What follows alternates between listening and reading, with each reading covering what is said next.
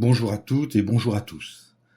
Dans cette vidéo, nous allons voir ce que l'évangile de Marc au chapitre 2, les versets 1 à 12, nous apprend sur l'amour que le Seigneur Jésus a manifesté envers un homme paralysé et à travers lui envers nous tous. Il serait bon que vous lisiez ce passage de l'évangile de Marc dans vos propres exemplaires de la Bible avant de visionner cette vidéo.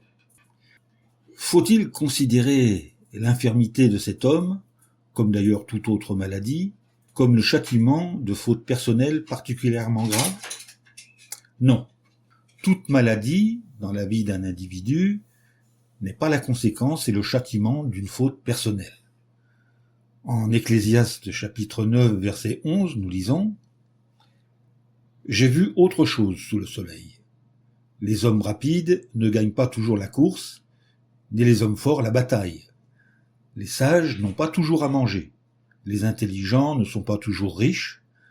Ceux qui ont la connaissance ne réussissent pas toujours, parce que temps difficiles et événements imprévus les surprennent tous. La maladie, comme la mort, sont le salaire du péché. Tous les hommes sont pécheurs. Quelques-uns sont frappés dans leur santé sans qu'il y ait forcément une relation directe ni proportionnée entre leur souffrance et leur faute. En Romains chapitre 6, verset 23, il est écrit « Car le salaire payé par le péché, c'est la mort. Mais le don fait par Dieu, c'est la vie éternelle par Christ Jésus notre Seigneur. » Le salut qu'apporte Jésus est une restauration totale de l'être humain. Mais on y reviendra plus loin.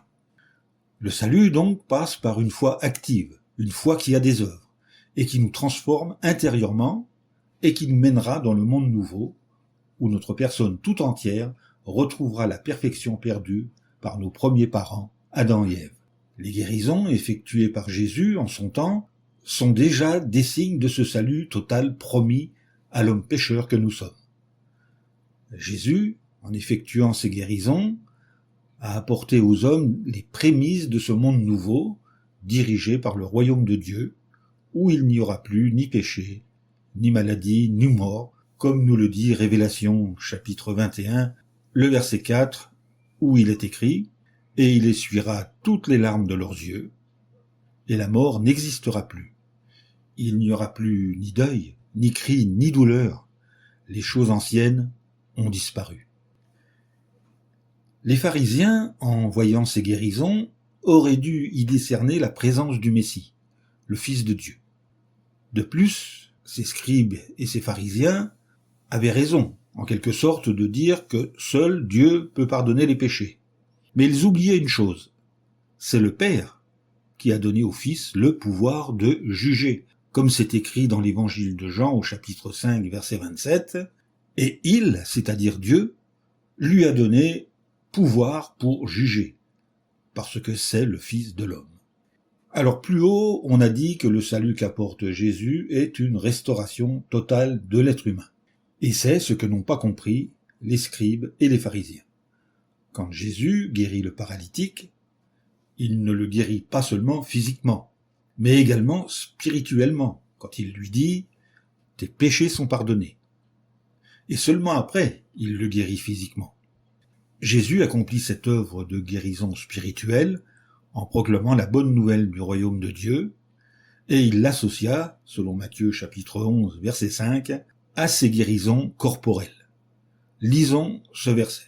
« Les aveugles voient, les boiteux marchent, les lépreux sont purifiés, les sourds entendent, les morts sont ressuscités. » Et notez bien, « et la bonne nouvelle est annoncée aux pauvres. » Jésus attribuait à cette guérison spirituelle plus d'importance qu'à la guérison corporelle, et s'en servait surtout pour engager les gens à prêter attention au message qu'il prêchait et inciter les premiers chrétiens à proclamer la bonne nouvelle et les aider à atteindre la maturité. Il voulait, avant tout, faire connaître les vérités susceptibles d'opérer des guérisons spirituelles plutôt que des guérisons corporelles. Vous pouvez lire dans la première lettre aux Corinthiens, au chapitre 13, les versets 8, 9, 10 et 11. Alors aujourd'hui, les chrétiens ne devraient pas se ménager, mais utiliser leur force dans l'œuvre de guérison spirituelle en manifestant pour les souffrances de nos semblables une miséricorde pareille à celle de Jésus, comme cela est relaté dans l'évangile de Matthieu au chapitre 9, verset 36, selon la Bible de Jérusalem. À la vue des foules, il fut ému de compassion, car ces gens étaient lasses et prostrés comme des brebis qui n'ont pas de berger. Les blessures qui éveillèrent la compassion de Jésus étaient d'ordre spirituel et avaient été provoquées par l'absence de bergers fidèles qui se seraient chargés de leurs besoins spirituels. Les disciples du Christ devraient avoir pitié des personnes qui de nos jours sont malades spirituellement pour n'avoir pas été correctement nourries spirituellement et sont prisonnières du monde de Satan. Comme il est écrit en 1 Jean chapitre 5 verset 19, « Nous savons que nous venons de Dieu, mais que le monde entier se trouve au pouvoir du méchant. » La guérison spirituelle, elle, n'est pas aussi spectaculaire et n'exerce pas de ce fait le même effet sur l'imagination. Mais elle apporte une guérison durable et au temps fixé une santé physique parfaite et éternelle. Prenez-y une part active, réjouissez-vous des guérisons opérées, reconnaissez-en l'urgence et la nécessité. Et enfin, appliquons à nous-mêmes ces paroles de Paul. Oui, occupe-toi de ces choses, donne-toi tout entier à elles, afin que tes progrès soient évidents pour tous. Veille sur toi-même et sur ton enseignement. Persévère dans ces choses, car en agissant ainsi, tu te sauveras toi-même et tu sauveras ceux qui t'écoutent. Selon 1 Timothée chapitre 4, le verset 15. Fin de cette vidéo.